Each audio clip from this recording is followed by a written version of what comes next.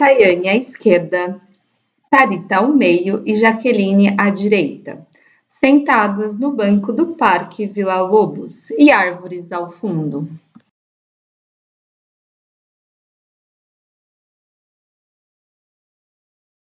Olá, meu nome é Tayane e eu sou nutricionista. Eu sou a Jaqueline, professora de Educação Física. E hoje a gente tem uma convidada, que é a Tharita. Você é o quê? Eu sou a Tharita, eu sou fisioterapeuta, sou psicomotricista e sou mãe. Boa. Maravilhosa. E a gente trouxe ela para falar sobre autismo. Então, melhor que ela para falar sobre isso não existe. Então fiquei com a gente para saber um pouco mais.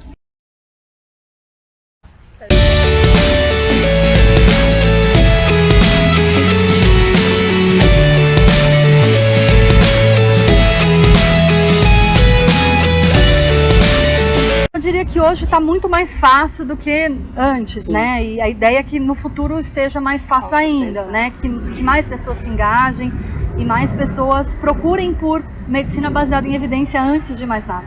O que a gente vê é que muitas pessoas têm visto esse público como um nicho, né?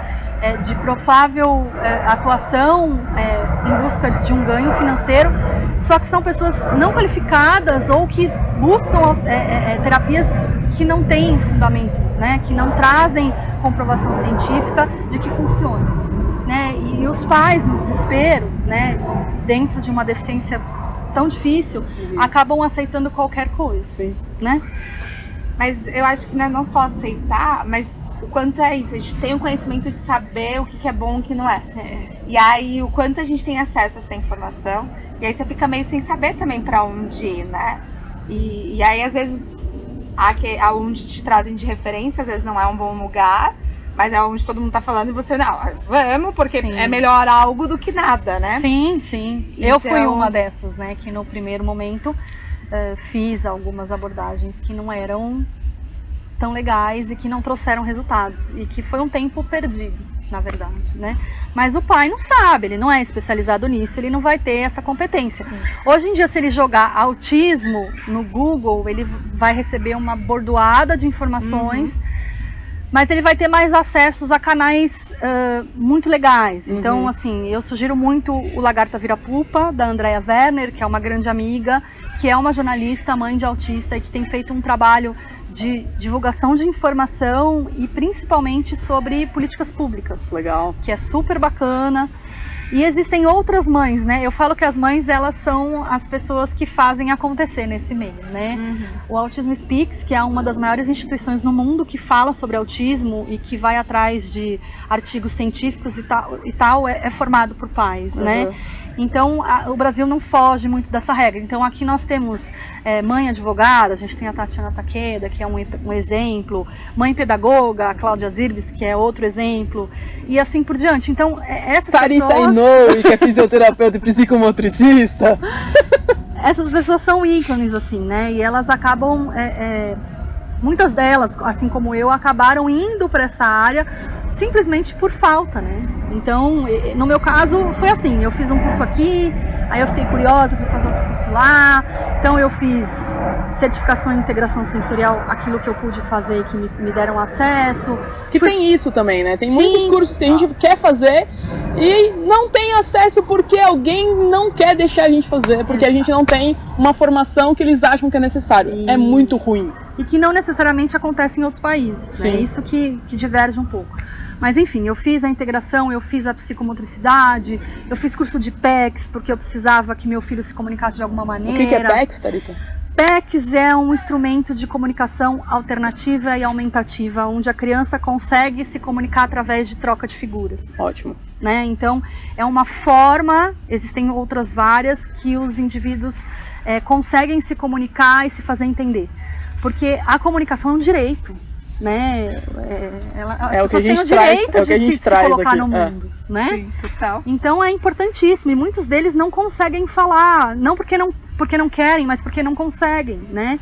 Então a gente precisa instrumentá-los, né? Assim como a gente dá o aparelho auditivo, o implante coclear, né, para o surdo, assim como a gente dá a cadeira de rodas para o deficiente motor, assim como a gente enfim, dá bengala para pro cego, né? O autista ele precisa ter a pasta de comunicação se for necessário, né? E ainda no mundo de hoje a gente vê escolas que não querem, que acham que vai atrapalhar a fala ou que vai atrapalhar as outras crianças, e pelo contrário, ela só ajuda, né?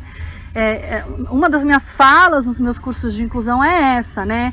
Uma escola que inclui um indivíduo com uma deficiência como autismo, ele dá oportunidade para outras crianças que não tenham deficiência, mas que tenham questões de conseguir aprender. Com certeza. Né? E é pensar que é uma necessidade de um indivíduo que pode beneficiar a necessidade sociedade. De vários e da sociedade, né? É. E essa coisa que você falou dessa parte de comunicação me traz muito a questão da tecnologia assistiva, né? Sim. E recentemente eu estava num curso falando sobre tecnologia assistiva, e que a maior parte da tecnologia assistiva só chega às pessoas com deficiência física, né? E todas as outras, tipo, mais de 50% é focado nesse público. E que todas as outras deficiências que têm essas necessidades não são olhadas. Porque ou não se percebe, ou porque não se respeita, ou porque não, né? Que não tem acesso financeiro. Não tem acesso financeiro, mas falta um pouco também de sensibilidade mesmo, né? Eu acho que, né, não só a da família, porque às vezes a família até percebe e entende, mas da própria saúde, da própria, sabe, da própria estrutura mesmo do país, né? Sim. Que muitas vezes a gente fala assim, você vai ver, é muito fácil de você receber, fácil assim, entre aspas, receber da cadeira de rodas, mas dependendo do tipo de tecnologia assistiva, o sistema não fornece. Funciona. Então, né, o quanto isso é justo, né? Pensando que todo mundo tem que atender essas necessidades. Claro. Os aplicativos de comunicação alternativa, eles estão surgindo, alguns inclusive são gratuitos, mas existe um treinamento, por exemplo, para a pessoa, né, conseguir entender como trabalhar com aquilo. Então, às vezes, não é tão simples, né? Por mais óbvio que ele pareça ser, ou intuitivo, né? Mas ainda falta, de fato, profissionais que integram isso na vida cotidiana desses indivíduos, né? Na escola, em casa, na família, em qualquer ambiente. Sim. Eu costumo dizer que a inclusão, ela é para todos em qualquer lugar, né? Eu, particularmente, tive muito problema de inclusão escolar. Eu cheguei a ir o meu filho, só resumindo, ele entrou numa escolinha de bairro, infantil, que ele ficou até o primeiro ano, a escola acaba, aí eu fui em 15 escolas na época, dessas 15, 3 aceitaram o meu filho. Das 3, uma tinha experiência com inclusão, que foi a escola que ele estudou um ano, que foi um terror, né? Foi horrível, assim, uma experiência péssima. A estrutura física da escola era maravilhosa, e toda a forma como eles conduziam o aprendizado, mas a prática era completamente diferente. Essa escola, inclusive, fechou, né? Depois ainda bem, né?